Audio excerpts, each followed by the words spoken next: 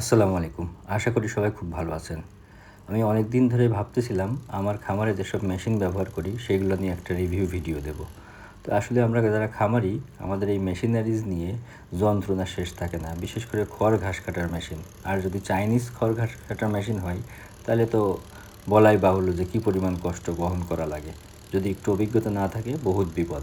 তো আমি আজকে যে মেশিনটা নিয়ে ভিডিও দিচ্ছি এই মেশিনটা আসলে ওইরকম না। এটা চাইনিজ হলেও বেশ উপকারী। কারণ আমার ঘাসের জমিতে চাষ দেওয়ার জন্য এবং নিড়ানির জন্য এই মেশিনটা আমার প্রায় 10টা লেবারের কাজ করে দেয় এবং এইটা 1 লিটার পেট্রোলে প্রায় 1.5 ঘন্টা চলে, যেটা দিয়ে প্রায় 2 বিঘা জমি আরামে নিড়ানি দেওয়া যায় এবং মাটিগুলো এত ঝুরঝুরে এবং এত সুন্দর হয় যেটা না দেখলে আসলে বোঝা মুশকিল। তো চাইনিজ সব মেশিনই খারাপ না। এই মেশিনটা ছোট সাইজ হইলেও এবং খরচ কম হইলেও আপনারা দেখতে পাচ্ছেন যে কত সুন্দরভাবে আমার চাষ হয়ে যাচ্ছে। এই চাষটা আমার খুব বেশি হলেও খরচ হয়েছে মাত্র 50 টাকা মতো। ধন্যবাদ সবাইকে।